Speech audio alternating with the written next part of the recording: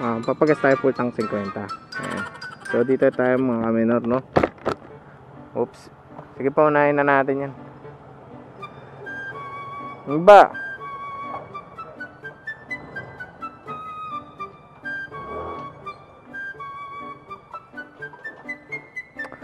Kakat ko.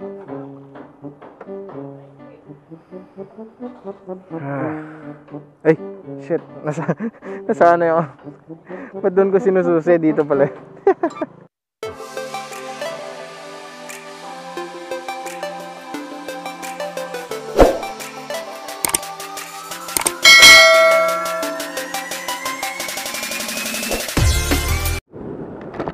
So, what's up mga kaminor? So, today hindi tayo naka-RB 100. Yes, gamit-gamit natin si Trixie. Ayan, si Trixie MXI 125 Yamaha. So, actually, hindi ko na siya talaga nagagamit. As in, ilang months na. Almost 4 months, mga ganon, na hindi siya talaga lumalabas ng bahay. Pinapa-under lang. Kaso, ang nangyari last month is hindi ko na siya mapaandar. So ngayon kinabahan ako kasi the last time na ganun ang nangyari sa kanya is sa mechanical issue na yun. So nung tinry ko, tinitignan ko kung ilang counts yung dito sa engine ano niya, kasi may bilang yan para ma-diagnose mo kung ano yung problema. So fortunately nung nakita ko yung yung kung ilang blink yun, hindi ko totally alam kung ano ibig sabihin, kung ano ibig sabihin ng ilang blink na yun. So na lang ako ng instinct, sabi ko baka battery lang, kasi at the same time ang MXI is battery operated. Pero wait lang, papagas lang ako. Papagas tayo ng full tank, no? Full tank 50. Papagas tayo full tank 50. Ayan. So dito tayo mga minor, no? Oops. Sige pa, unahin na natin yan. Ano ba?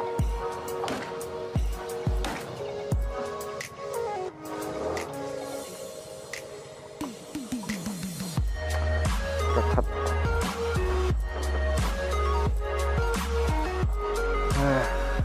Ay, shit. Nasaan na yun? Ba't doon ko sinususi? Dito pala. It's a prank yun. Tangina. So, kakat ko muna yung video mga kaminor, no? A few inches later. So, okay. Nakapagpagas na tayo mga kaminor, no? So, back to road trip. So yun nga, ang naging major problem niya is battery. Kasi as you know, MXI, wait lang, nakarecord ako. MXI Yamaha is battery operated. So kahit meron siyang kickstart, kung ang battery niya is dead, hindi mo rin siya mapapagana, as in total. So parang wala ring silbi yung kickstarter mo. Kahit ilang beses ka bang mag-kick dyan, kung ang battery mo is dead, hindi siya gagana, as in. So yun lang siguro yung parang cons ko talaga dito sa motor na to. As in, ginawa ni Yamaha dito is fully battery operated. At the same time, kapag sesya na kayo sa view kasi pangit talaga yung daan. At the same time, kapag mahina na yung battery mo, kasi F5 siya, parang hindi kaya ng throttle body na i-operate or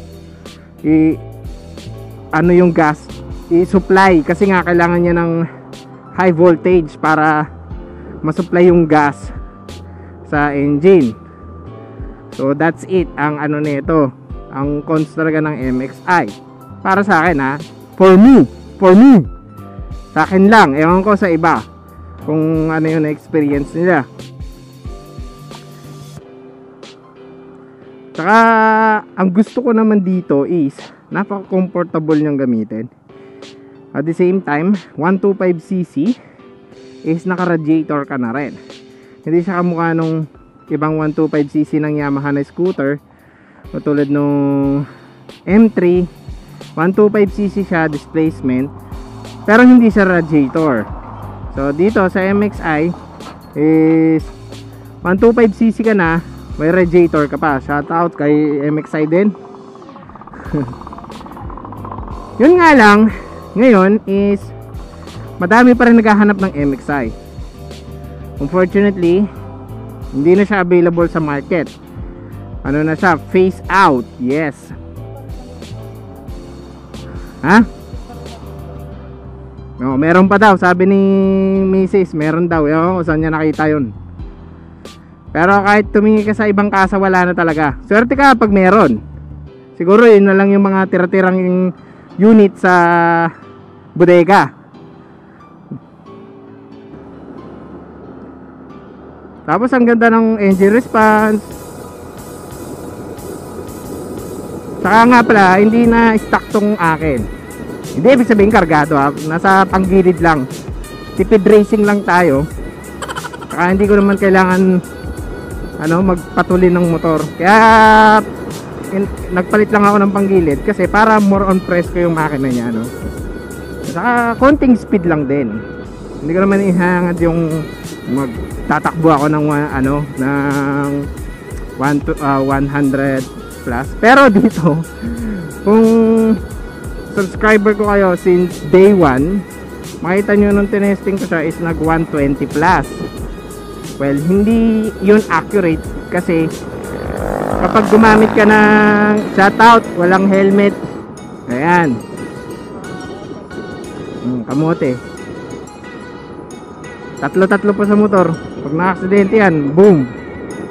So yun nga, sisingit ko lang, please lang po, pagka nagmumotor kayo, wear your helmet, gloves or gears. Mas maganda kung kumpleto. Kahit punta kayo sa bayan, sa palengke, mag-helmet kayo kasi hindi nyo masasabing aksidente, ba? Nasa uli yung pagsisisi. Ano ba yung pinapakita nyo pagka wala kayong helmet? Na pogi kayo? Well, mas pogi kayo pag naka-helmet, mga kaminor. Dagdag pogi points yun, no? Pogi ka na, safe ka pa. Doon nga, nakalitaw yung ulo mo, pogi ka nga. Pagka na-aksidente ka, dibiyak bungo mo, hindi ka na pogi nun. Deadlocks ka pa. So nakakapanibago talaga mga minor. Kasi daily usage ko nga is yung RB di cambio. Puta na. So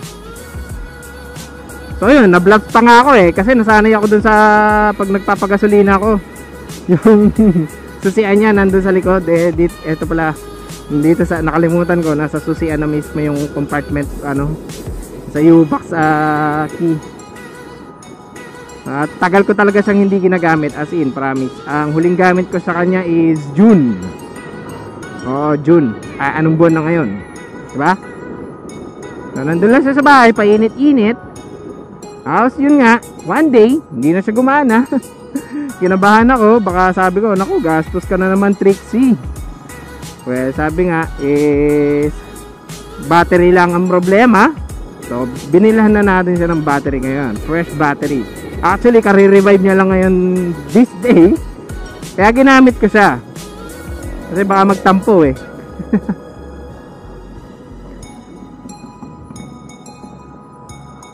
nga pala, maisingit ko lang din dun sa ating surprise, mundur surprise.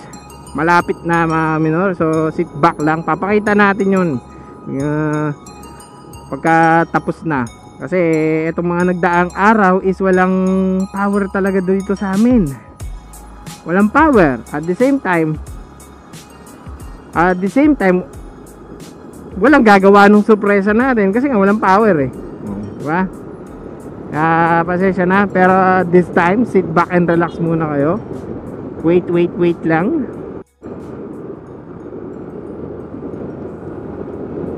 Hanggang sa makapakita ko na kung ano yun.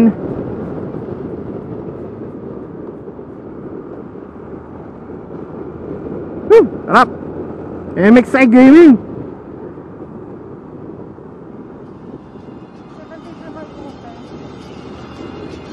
Ano? Yun Ibang iba talaga kay RB. Siyempre automatic to. Piga-piga gaming lang.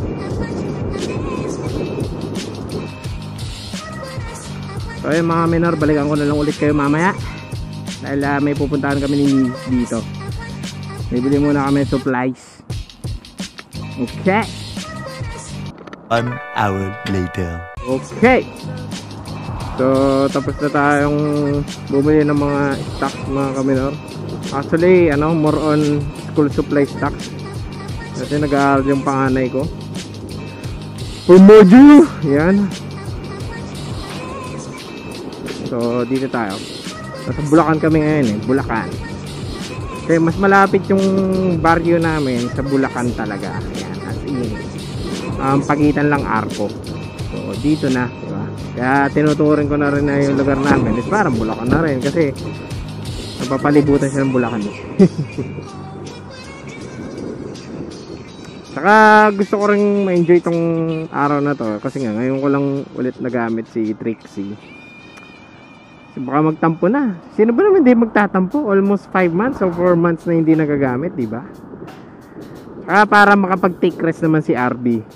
Kasi talagang daily driven si RB natin Kapapalit ko lang ng bearing niya ngayon.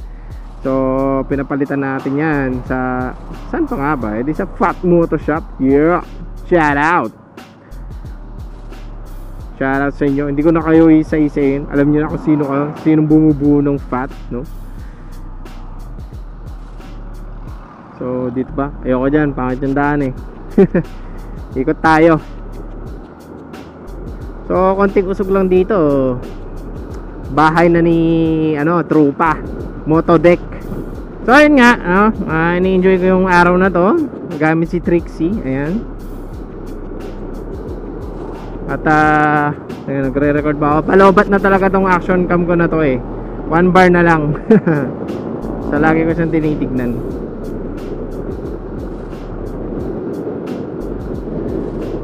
Woo! Ba talaga pag automatic? Kaya yung iba talaga mas pinipiling scooters automatic kasi swabe nga naman gamitin. Hindi nakangala, hindi ka pagod sa kakakambyo. Ka lang, throttle up ka lang. Wow! Bomba! Rev bomb!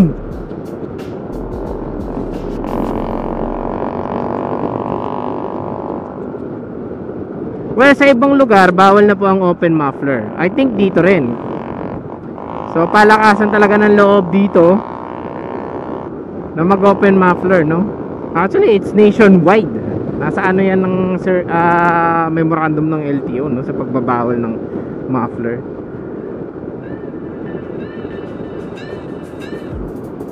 So, 115 decibel pataas is bagsak na po yan sa ng LTO. At the same time, automatic. Baka sabihin nyo automatic pag aftermarket open muffler pipe, kahit wala po decibel meter yan, is pwede po yung kumpiskahin o baklasin ng ating mga otoridad. Kahit policeman yan, pwede po yan. Lalo na sa ibang bayan is may kanya-kanyang ordinansa ang municipality about sa ganyan. So just a quick info lang para doon sa ating mga kaminor na naka-open pipe o mahilig sa mga pipe na yan, para rin naman hindi masayang yung perang pinambili ng mamahaling pipe na yan. So kada municipality mga kaminor is may kanya-kanyang ordinansa. Ayan. So just bear with it na lang. At saka yung open muffler na yan is nationwide talaga yan, no?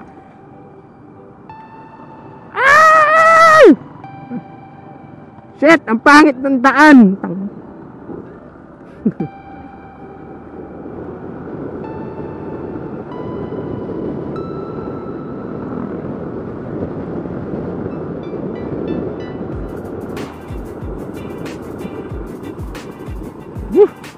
Sarap gamitin. Sarap ng automatic. Papihit-pihit lang ng throttle.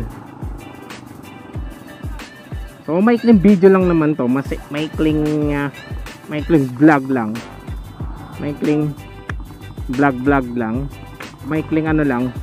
Ngayon, paulit-ulit, maikling video lang.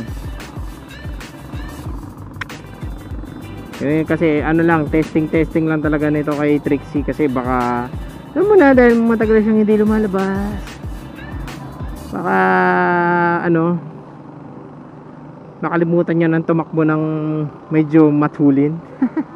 Parang kasasabi ko lang kanina, ayoko nang matulin eh, no? So yun nga. A few moments later. Right, Tokwa Avenue.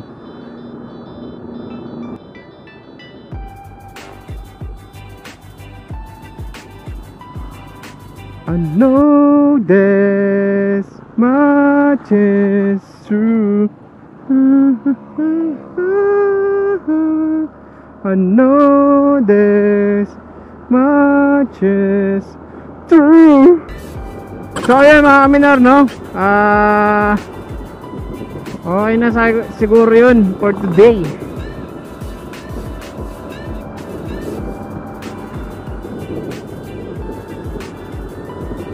So dito ko muna tatapusin tong maikling vlog na to. So naisipan ko lang din ulit mag vlog, at the same time testingin nga itong si Trixie kasi ngayon lang siya ulit nakalabas ng bahay. So state performance na ganun pa rin, walang pinagbago. Masaya ako dun na battery lang ang naging problema niya, no? So again, sa mga sumusuporta po sa akin, maraming salamat, maraming thank you. At dun sa mga susuporta naman, thank you in advance. Kung hindi ka pa nakasubscribe sa channel ko, please subscribe and hit the bell button icon. Like, share, and comments na rin. Ayan, malaking tulong na po sa akin yung kahit everyday nadadagdagan, kahit pa isa-isa yung aking subscriber. At soon enough, pagka nandun na tayo is malalaman nyo yung dahilan kung bakit tayo nag-start ng vlog. Okay? So dito na muna. Total ang pangit na ng view, quit ng truck. Sa lahat ng mga kaminor ko dyan, ingat po kayo, ride safe always. Dalhin nyo pa rin yung kapote nyo kasi still may naulan-ulan pa rin. Tsaka don't forget to wear your helmet mga kaminor. Mas pogi ka pag naka-helmet ka. See you in the next episode.